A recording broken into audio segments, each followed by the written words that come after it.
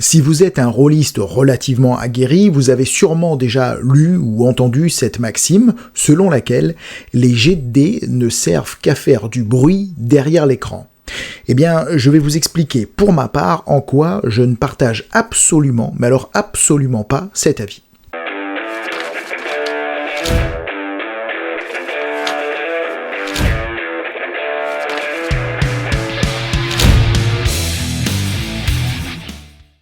Alors pourquoi je ne partage pas cette maxime, au terme de laquelle le jet de dés ne servirait qu'à faire du bruit derrière l'écran? Alors vous l'aurez compris, on se positionne là du côté du meneur, du maître de jeu qui, derrière son écran, donc en cachette de ses joueurs, va réaliser des jets de dés et annoncer des résultats. Alors pour vous expliquer ma vision, il est important selon moi de définir pourquoi on jette les dés dans une partie de jeu de rôle. Classiquement, on va jeter les dés tout simplement à partir du moment où on va vouloir tout simplement déterminer le résultat d'un événement, d'une action qui n'est pas considérée comme impossible, puisque sinon on ne jetterait pas les dés, en tout cas dans cet univers-là, et qui n'est pas non plus considéré comme inratable, parce que sinon aucun intérêt de jeter les dés, vous l'aurez compris.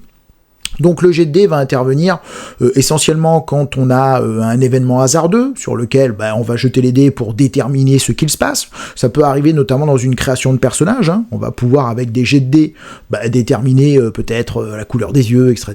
Bon, voilà, je dirais ça c'est avant la partie.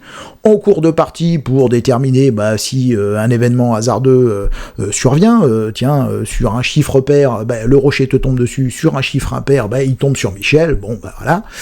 Ou alors, et c'est plus classiquement le cas, pour tout simplement trancher, je dirais, et obtenir le résultat d'une action qui va être entreprise par un personnage, en tout cas par un sujet dans l'univers.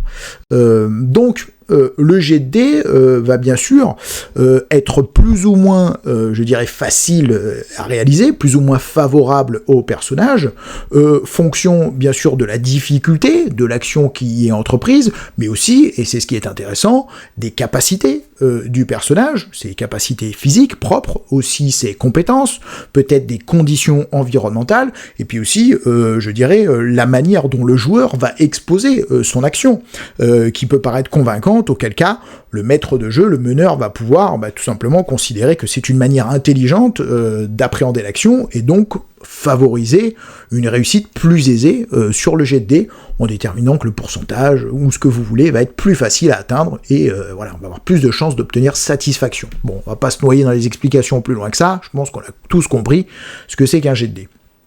Alors l'idée c'est que ce jet de dés, en fait, il intervient tout simplement parce que il est, je dirais, l'incarnation des lois qui gouvernent votre univers, des lois physiques, des lois propres, qui, je dirais, vont déterminer, les lois organiques en quelque sorte, qui vont déterminer dans votre univers, au-delà des talents du personnage, qui vont influencer le jet de dés évidemment, et ses prédispositions, quel est le résultat.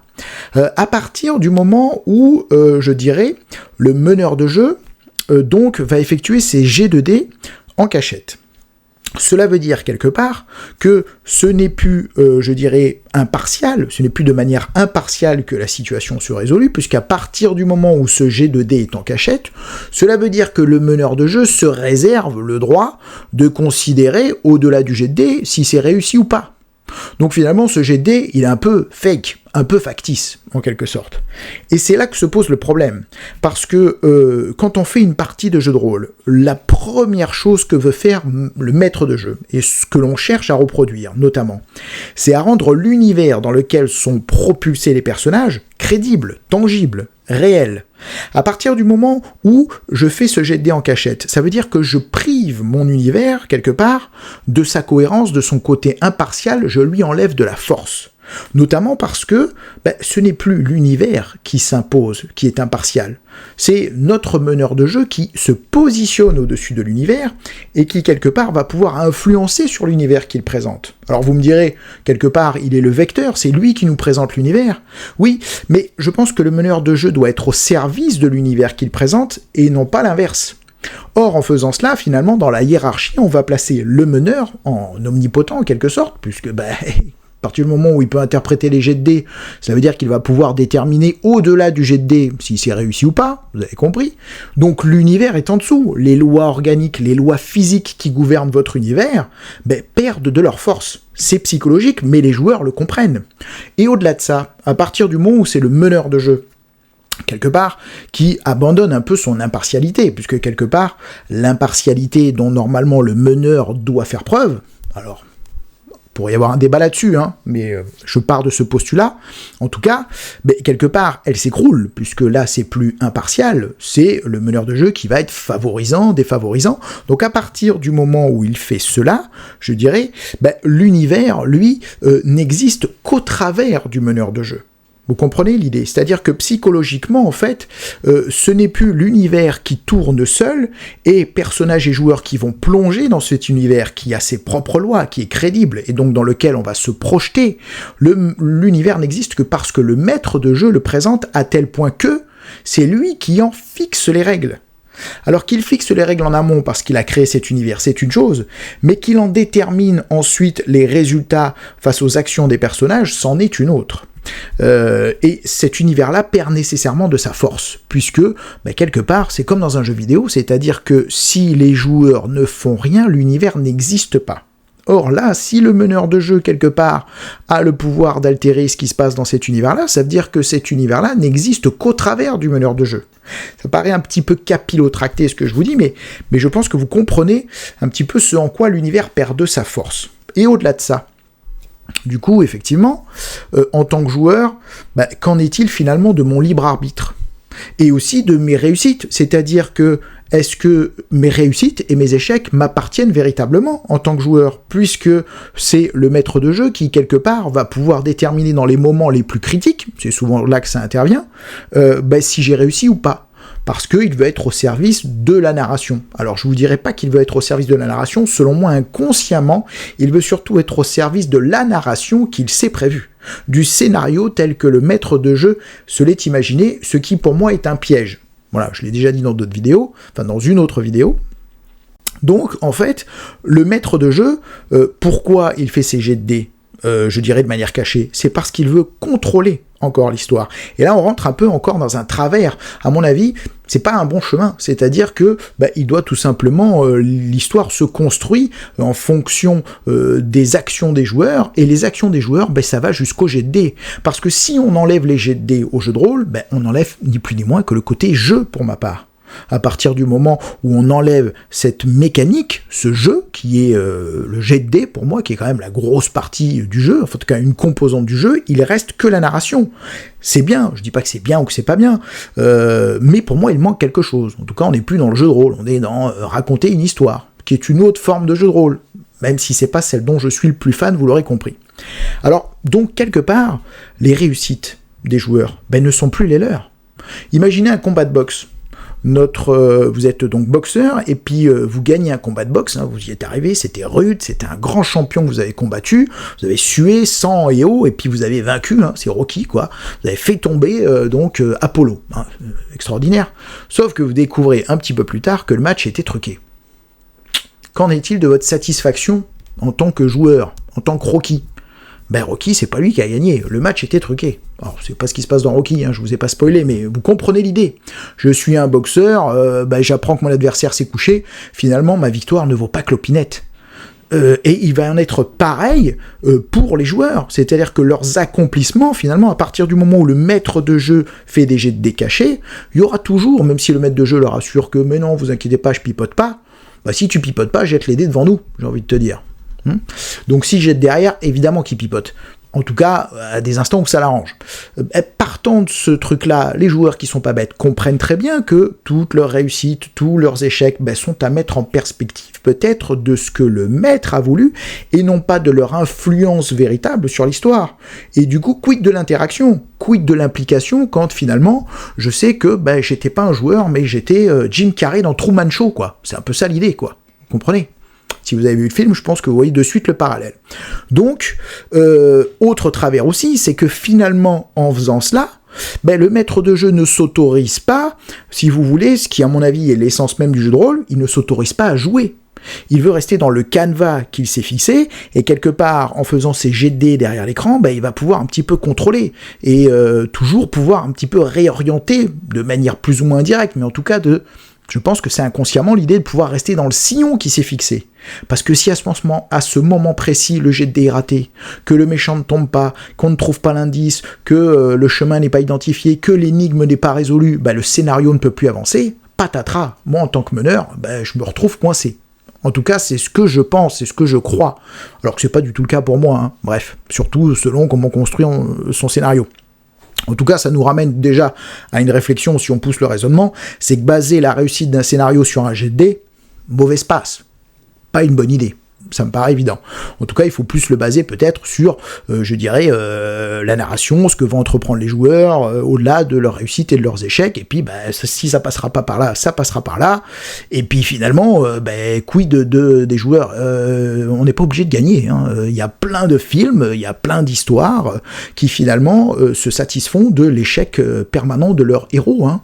Je sais pas, moi, vous prenez Seven, les héros, on peut pas dire qu'ils aient gagné, hein. Vous prenez je crois que ça s'appelle Hannibal, le film, c'est pareil, Hannibal, on peut pas dire qu'ils aient gagné, hein. Vous prenez Usual Suspect, c'est quand même le méchant qui gagne à la fin, quoi. Bref, il y a des histoires complètes qui peuvent être basées sur échec. Je dirais, c'est pas parce que ça échoue que l'histoire s'arrête. Non, on continue, tout simplement. Donc, autre note que j'avais pris aussi, importante sur ce sujet-là, c'est que vous avez compris que ça enlève l'interactivité. Parce que quelque part, les joueurs ne sont pas véritablement maîtres, et en tout cas, ne peuvent pas se satisfaire pleinement de leur réussite et de leurs échecs. Donc, à partir du moment où cette interactivité est biaisée, où j'ai l'impression d'évoluer dans un théâtre, et c'est tout ce qu'on veut faire évoluer. Effectivement, on est dans le théâtre de l'esprit, je suis d'accord avec vous, mais ce qu'on veut, c'est que notre univers existe, qu'il soit crédible. Et bien, pour que l'univers existe, pour qu'il soit crédible, il faut encore qu'il s'impose non seulement aux joueurs, mais à tous, et au MJ lui-même. Et là, l'univers prend de la force. Parce que même le meneur est soumis aux règles de l'univers qui est en train d'évoluer, qu'il est en train de décrire à table. Là, ça préexiste. Dans la réalité, vous, moi, personne n'a entièrement le choix des réussites et des échecs qui, malheureusement, jalonnent son parcours. Eh bien, ça doit être pareil dans les jeux de rôle. Et il ne faut surtout pas que le meneur, qui est un petit peu un joueur comme les autres, pour moi, ne s'arroge le pouvoir de modifier cela, parce que, quelque part, c'est une fausse bonne idée, parce qu'elle confisque, si vous voulez, une part, sans trop s'en rendre compte, de liberté des joueurs, en tout cas une grande part de leur... Excusez-moi, j'ai failli faire tomber quelque chose, de satisfaction, vous l'aurez compris.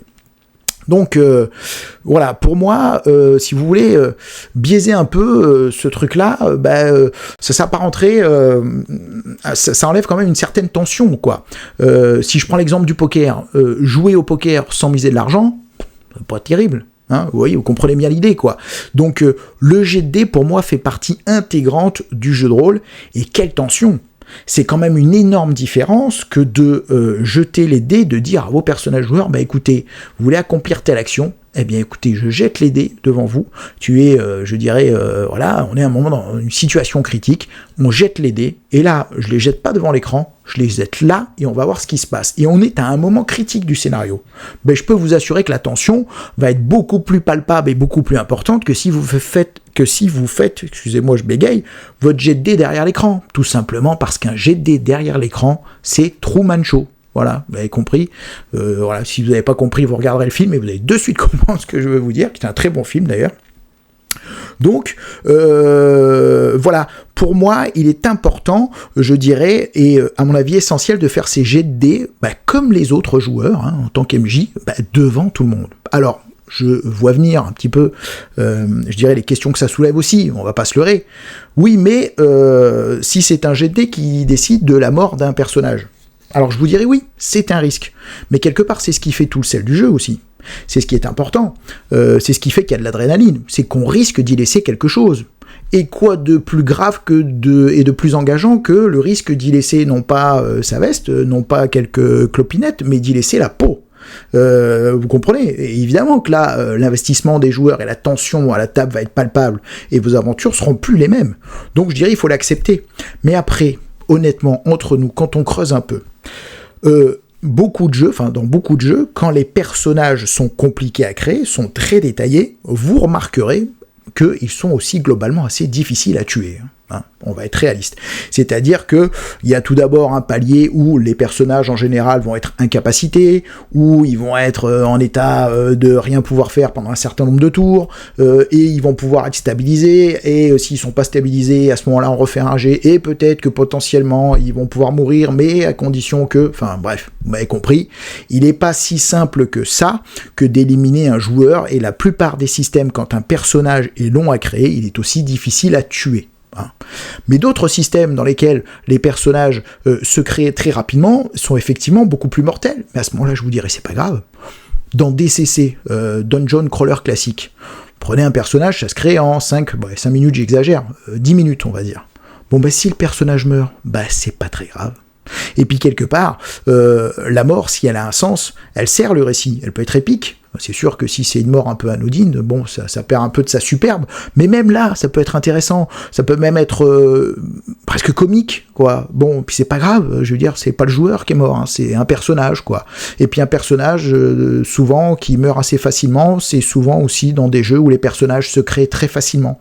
Donc à ce moment-là, le joueur peut s'isoler un petit moment, avec le bouquin de base, créer son personnage, veut revenir vous voir, et à la pause, vous réfléchissez un petit peu, et puis vous le réintégrez avec ce nouveau personnage dans l'histoire.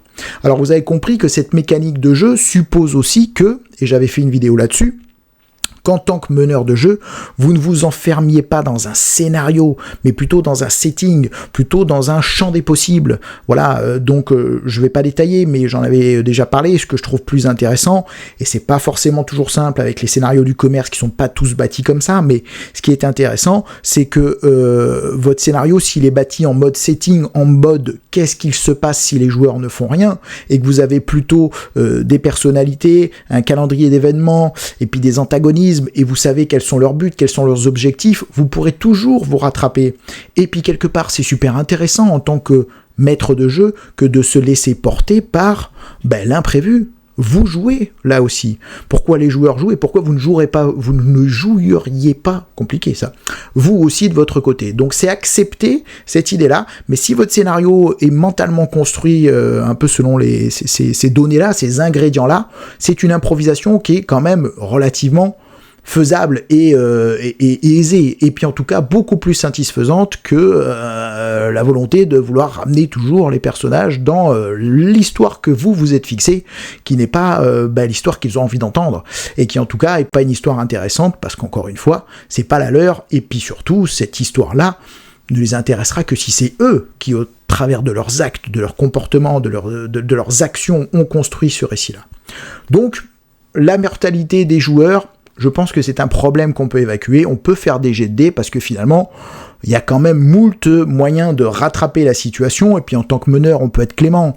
On a tous vu des méchants qui, alors qu'ils avaient toutes les cartes en main, et qu'ils avaient juste, je dirais, à supprimer le héros, se lancent dans des longues tirades, ou se retrouvent par un élément perturbateur, leur intention à tirer ailleurs, et puis finalement, le héros s'en sort, enfin voilà. C'est évidemment des pirouettes que vous allez pouvoir utiliser, vous aussi, en tant que meneur, pour pouvoir sauver la vie de vos personnages.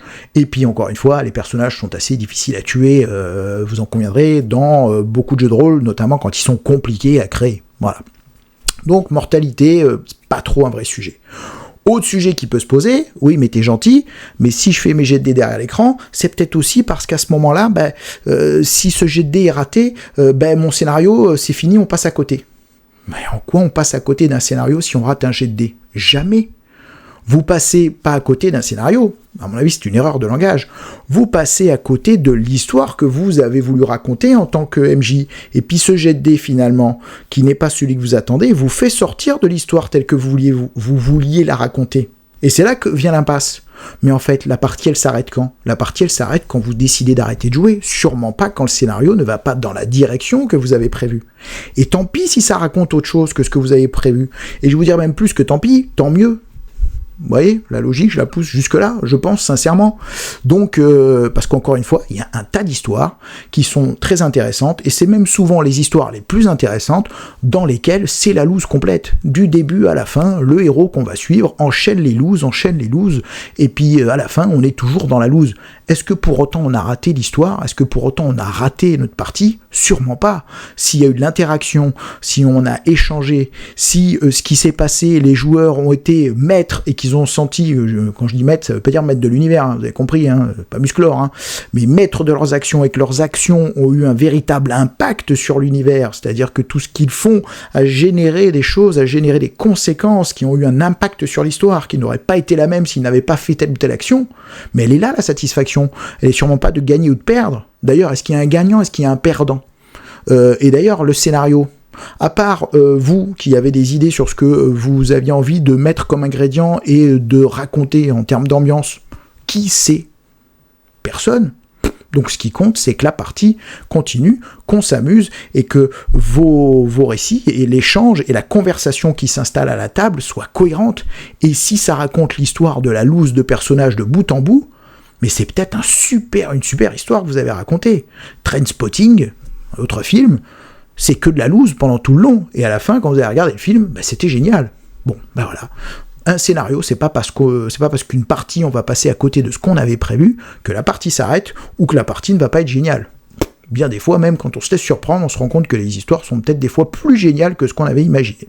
Donc, ces deux choses-là, on peut les écarter. Donc, moralité, finalement, nos jets de dés, on a tout intérêt pour la force de notre univers, pour l'implication de nos personnages, et pour qu'ils puissent s'approprier complètement les réussites et les échecs qui seront survenus, à les faire devant eux. Parce que à vaincre sans péril, et quelque part quand on fait des jets de dés derrière l'écran, c'est un peu le péril que l'on enlève, si on risque rien, les victoires ne sont pas belles, elles ne sont belles, et les accomplissements ne sont beaux et valorisants et impliquants et impactants pour vos personnages, qu'à partir du moment où ils sont sûrs que c'est eux qui les ont réalisés, leur choix, et que c'est pas vous qui avez été magnanime derrière votre écran pour être plus ou moins sévère pour orienter l'histoire dans ce que vous aviez en tête, et pas dans la conversation qui doit s'installer avec évidemment l'aléa que cela suppose, la découverte. Et c'est ça qui est génial. Bon, j'espère que vous avez compris ma vision. Si vous n'êtes pas d'accord avec celle-ci, c'est très bien. Et d'ailleurs, l'espace commentaire est fait pour ça. N'hésitez pas à m'expliquer ce pourquoi peut-être vous pensez que non, c'est une idée toute pourrie de merde que de faire des jets de dés devant l'écran, mais qu'on a plutôt intérêt à les faire cacher, parce que vous avez peut-être des arguments que je n'ai pas évoqués ici, et qui sont solides, et qui peut-être sont effectivement impactants, et qui pourront me faire changer d'avis. Pourquoi pas? Moi, je suis absolument pas fermé, mais en tout cas, au stade où j'en suis dans ma pratique, ce que j'ai constaté, c'est que c'est pas très heureux pour moi et que c'est une fausse bonne idée.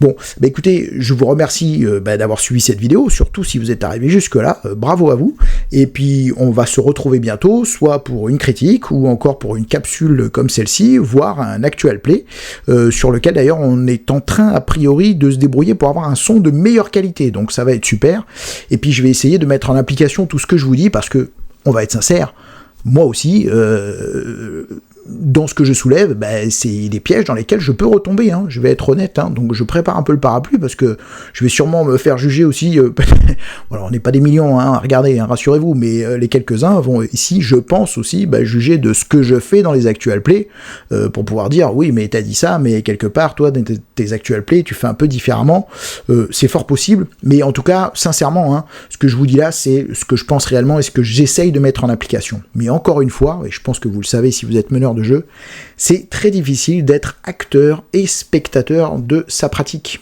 Donc c'est souvent, avec le recul, c'est là où on analyse le mieux, mais quand on est dans le feu de l'action, c'est des travers dans lesquels on peut retomber. Mais cela dit, en conscientisant un peu tout ça, on peut en sortir, et je le pense, pour moi en tout cas, vivre des parties beaucoup plus belles. Voilà.